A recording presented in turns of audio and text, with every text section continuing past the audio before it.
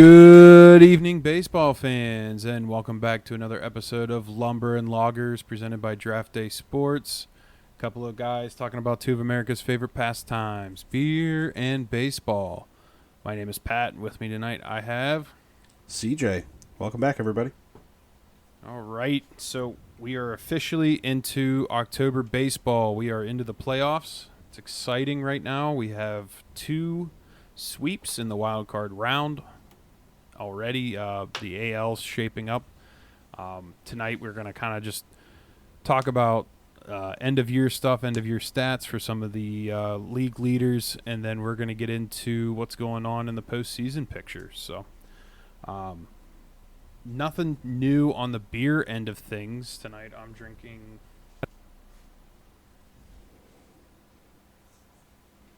it on here, so I figured I'd just drink that again since my fridge is getting a little full of beer. CJ. Nothing wrong with that. CJ, you already told me that you weren't able to secure a beer. I don't have a beer. Just honestly, it was more of a medical decision because I have a heart monitor on for 24 hours, so I just didn't want to drink a beer or do anything kind of weird or anything out of the normal because I only have one beer for the podcast usually, so yeah. Nothing. So I didn't want to do anything crazy for it. But yeah, so we'll just choose health over beer, you know? I think beer is health. I know it helps with kidney stones. It does. It helps with alcohol cleans inside of the body. It cleans it because it's alcohol. No. Oh, okay.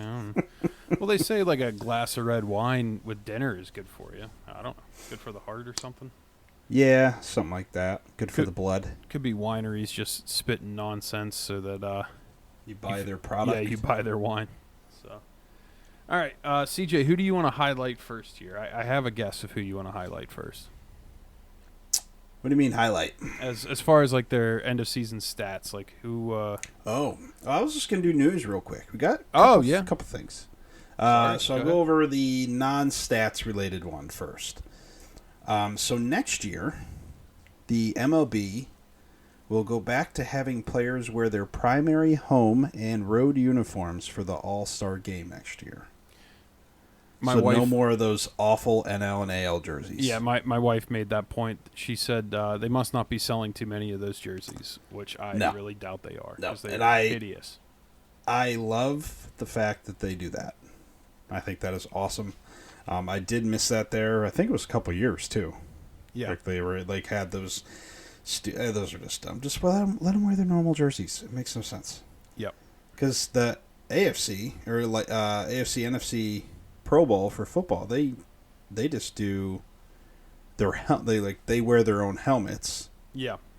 Which kind of makes sense because that helmet is like their personal helmet. It's all like perfect for their head size and everything, right? But true. Still, they wear their helmets, so it's kind of cool to represent your team. I mean, that's the whole point of it, right? To represent your team. Right. And unless people watch baseball, they don't know what team you're on if you're wearing an AL or NL jersey. Right. Yeah, that's a very good point. I think they did wear their hats, though. Their hats still? Yeah, I think so. I think they wore their own team's hats. Or maybe they might have been the weird, funky colors with the team's logo or something, too. I can't remember. No, true. I mean, they were ugly. They were really dumb. I think they were the only things uglier than most of the City Connect jerseys. So, do they do a stats contest for the All-Star game or no? Or not stats, sorry. Like skills, sorry. No, I don't believe they do anything. That'd be pretty cool. Like long throw, long toss and shit. Oh, you want to go the route of the Pro Bowl where they don't actually play the sport and they just do. Well, no, I mean we can still play the game. Games. I feel like they could still do like. I mean, they already do the home run derby, which is cool. But I feel like there should be like a skill test of some sorts. But then again, you don't want people getting hurt. Yeah, that's really what it comes down to, right? Like if you have people trying to throw, who can throw the hardest fastball or who can throw the farthest? There's Tommy John right there. Hey, the surgeons will be sitting there in the stands being like, yes. Yeah. What else? What other news you got for us? Now, stats related. You don't see this too often. The Triple Crown the NL Triple Crown, the NL Pitching Triple Crown, was won this year by Chris Sale on the Atlanta Braves. He had 18 wins, 225 Ks, and a 2.38 ERA, which I do think that was best in the bigs as well. Which one was best in the bigs? 2.38. Yeah, that was Chris the Sale. best ERA. He had tied for most wins. So he and Tarek Skubal had very similar stat lines. He beat Tarek Skubal, which is in the AL. So Chris Sale has the Triple Crown in the NL. Does Tarek Skubal have it in the AL? He's got wins. He's got ERA, and he has, he would. Yeah. So we there have was two Triple Crown winners. Two Triple Crown winners. That's nuts. So Tarek Skubal in the AL, Chris Sale in the NL. Chris Sale's on Atlanta. Tarek Skubal's on Detroit. Both teams in the playoffs, so go figure. Yep. But Tarek Skubal, Detroit, moving on. Yeah, they sweeping, swept the Astros. Thank God. And now, along with that, this is the first time since 2016 the Astros will not play in the ALCS. Wow. That's crazy. I had no idea. That's 7 years in a row. Yeah, so it's almost like when you hear this would be like the first NBA Finals without LeBron, Wade, or I don't know, Kobe Bryant, right? But this is like one team. Yeah, it's one team. It's like this team was fighting for the to go to the World Series 7 straight years. Wait, 16, 17, 19, 20, 21, 22, 23. 8 years, sorry. Math was off. How many years were they cheating, though, is the question. Apparently only just the one. Yeah, okay. Bang a little drum or garbage can or whatever it was. Yeah. What was that? They would hit it if it's like a curveball or something? I don't remember. Filthy cheaters. Yeah, I mean, and Detroit did it in style. I mean, they held Houston to 1 run in the first game, which Tarek Skubal started that game, and he pitched very well. Gave up no runs through 6 innings. And then in Game 2, they won 5-2. So Detroit handled their business pretty well there in the wild card round. They'll be playing the Guardians next in the ALDS. Yeah, so the AL's already set, which is absolutely crazy. Yeah. So then Yankees, Royals, Tigers, Guardians. Tigers, Guardians is a division race, right? Yep. Division? Yep, they're both in the AL Central, which is... That's crazy. So 3 AL Central teams. And the Yankees. That AL Central was very... I mean, we saw it all year. They were very consistent. The Royals, Guardians, and the Tigers. Well, not so much the Tigers. The Tigers had a slow start, and they came on at the end. I think the Tigers could be the scariest team in baseball right now. Them are the Padres. Yeah. Yep. And the Padres right now are leading the series against the Braves. They are also winning right now, I believe, right? 5-1. 5-1. But end of the third. Okay. Yeah, so they're winning 5-1, and then the Mets, who are the 6th seed, are at the Brewers. They took game 1 last night too, and they're up 3-2 as well. So could we have 3 or 4 sweeps, and 3 of them be the lower seed? If all 4 teams sweep, do we have to wait until Saturday to start the ALDS or like the divisional series, or can we get started earlier? It's looking like weekend. It looks like the games are set 10-5. That's stupid. I'd rather not wait to have the World Series Game 7 on November 2nd. Yeah, but I mean that's the advantage of sweeping, right? You get extra rest. That's true. That is true. Right. Get your pitchers more rest. I mean, at this rate, so Tarek Skubal pitched on Tuesday, right? And then he could be pitching again 5 days rest Sunday. Essentially. Yeah, he's definitely pitching Game 2, I would think. Yep. And is the DS, is that 5 games? Yes. Yep. The divisional 3, series 5, 7, 7? Yep. Yeah. Well, I think, they had to do that because you figure all these rounds now with the wild cards and everything, you would have you'd be playing into like December if you played all 7-game series. So interesting fact, so that we just had 2 pitching Triple Crown winners. We have 0 hitting Triple Crown winners because Aaron Judge could not get the average. Aaron Judge, his season finished at .322, 58 home runs, 144 RBIs. That is one hell of a season. He had an on-base percentage of .459. Like, what? That's crazy. He's getting on base almost half of his at bats. Yeah, you knew who actually beat him? It wasn't just Bobby Witt. Vlad Guerrero snuck in there. Which is crazy to me because I know Vlad's always had power, but I was very shocked to see him up there for average. And his strikeouts are almost half of what Judge has. Yeah. And less than Bobby Witt. So what's crazy to me is that Aaron Judge so when Aaron Judge makes contact with the baseball, because he struck out 171 times, so you figure either he's hitting when he puts the bat on the ball, it's a hit, pretty much. You know what I mean? Because he strikes out that's a good amount that he struck out. 171 times, dude. Yeah, so he struck out a good amount, and he still had a really high average. He had a really high walk rate. But you figure if he's making contact with a ball, it's almost certainly a hit, which is kind of amazing that he's able to find space. Or, I guess 58 home runs helps with that too, because then nobody can catch those. But he's when he's putting the ball in play, he's not getting outs, which is just wild to me. That's crazy. Right. Crazy stat. Luis Arias. Luis Arias hit .314, 637 at bats, only had 29 strikeouts. Dude does not miss. What? He had 200 hits.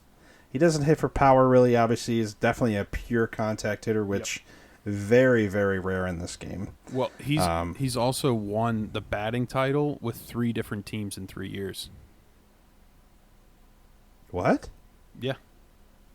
I didn't know that. He won with crazy. He won with the Twins. He won with the Marlins, and then he won with the Padres. Yeah. Wait, just now, right? Because they're in the. Oh, because he's in the NL now. Oh, I didn't realize that. All the top 3 guys are AL. What? Yep. And just to put that in perspective, Ellie De La Cruz struck out 218 times. He led the league in strikeouts. And Arise, what did you say he had? 49? 29. 29? 29. 29? That's crazy. 29. That is wild. He doesn't steal a lot of bases, though.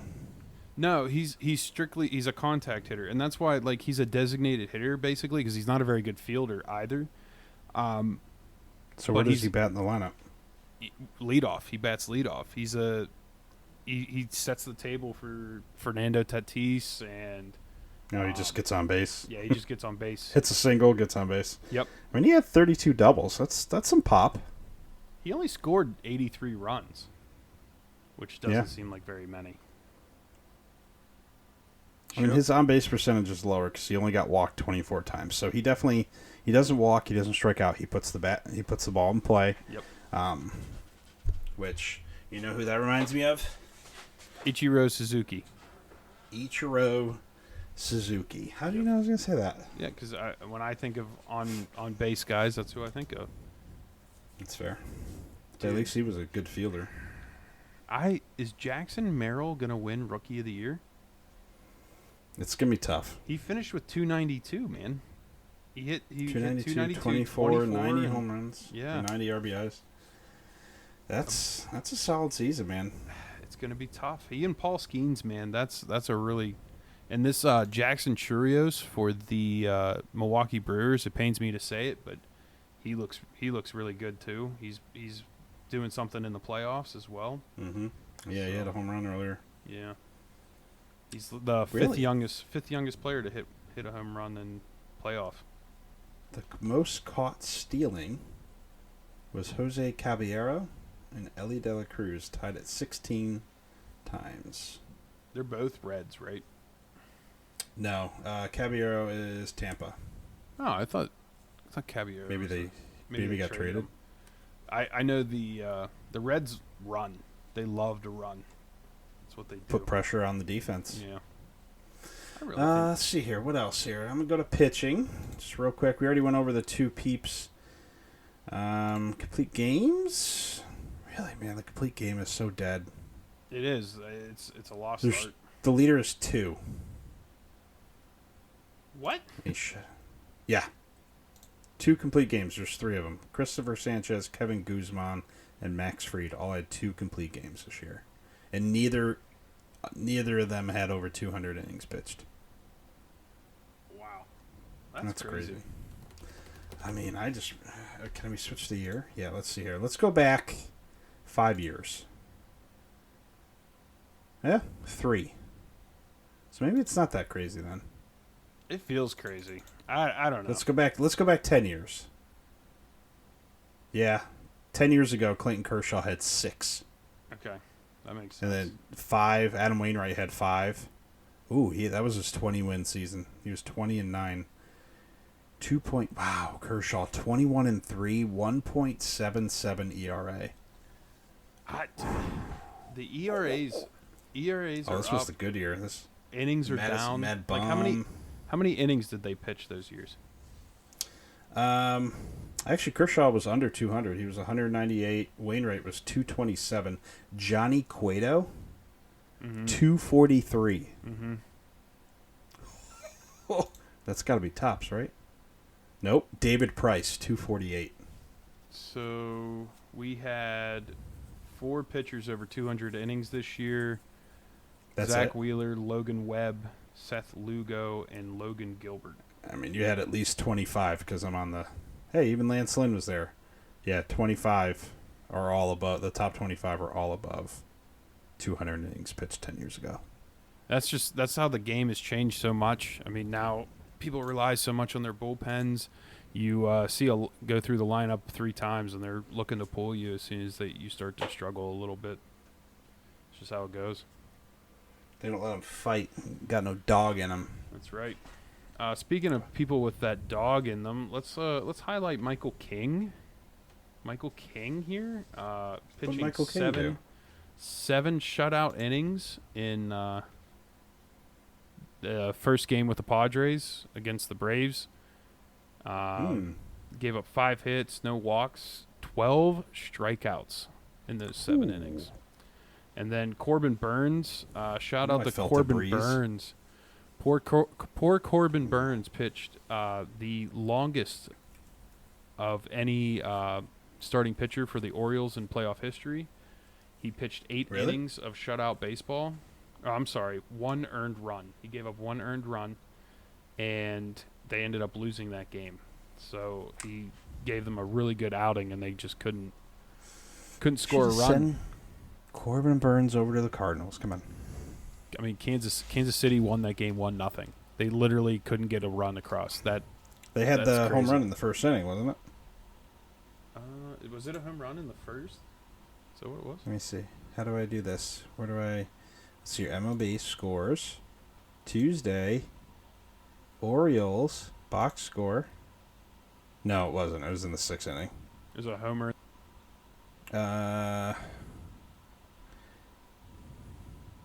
Oh, okay. I don't know. Where did I see that? I thought someone was swinging on like the first pitch or something. I don't know. Poor Corbin Burns. When you get to playoff baseball, it's a lot about pitching. It's a lot about pitching. I mean, you look at like you get outings like they did from Michael King and from I guess they lost with Corbin Burns, but that just means who was it that pitched for them? Seth Lugo, maybe. No, I think it was Cole Reagan's pitched. And wheeling and dealing there, man. I guess it could have been. I'm interested. No, it wasn't Lugo. It was. Let me go to the league. Reagan's. All right. So this year, the wins leader was the Dodgers at 98. 10 years ago, let's see. I'm liking this 10 years ago stuff. 98 seems low. Doesn't that seem low? 10 years ago, Los Angeles Angels with 98 wins. Wow. That was like 1 year that Trout... No, Trout never won a playoff series, right? That's correct. Or was that... But no, that wasn't before Trout. Trout was definitely playing then. So, to put this in perspective, last year we had 3 teams over 100. 1 team at 99 with the Rays. Right? Yep. I just feel like 98's a low season. Then the year before that, Astros 106, but that was even highest. Dodgers had 111. Mm-hmm. And then the Braves and Mets had 101. Cardinals 93. Hey, look at us. I mean, there was that 1 year where 3 teams in the NL Central, I think it was the Pirates, Cubs, and Cardinals, all had over 90 wins. They were all pushing like 100. I mean, just in 2021, Cardinals and Brewers. Brewers were 95. We had 90.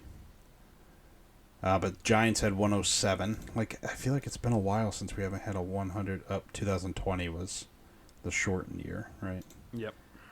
Yeah, I mean, 107, 103, 101, 106. I wonder how far this goes, but yeah, like, this is crazy.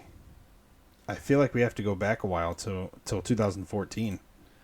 And I would say that this year was a pretty competitive year of baseball, outside of the Chicago Cardinals White Sox. Was the lone team in 2015 to win 100 games. 2015. Did we go to the NLCS that year? Was that 2015?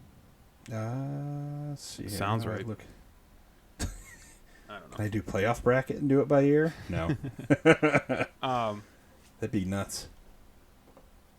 But yeah, so I mean, we have some pretty exciting. Can we get? Can you do an update of scores right now, CJ?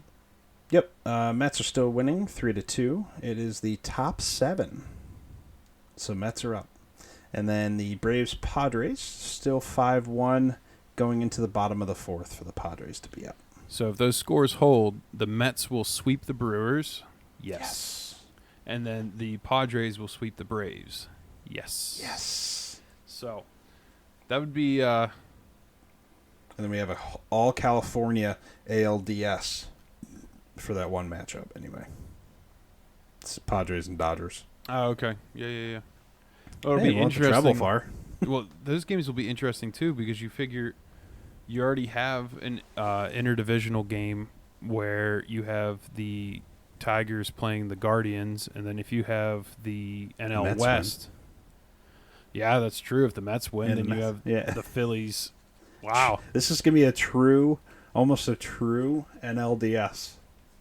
That's pretty cool. That is. That's wild.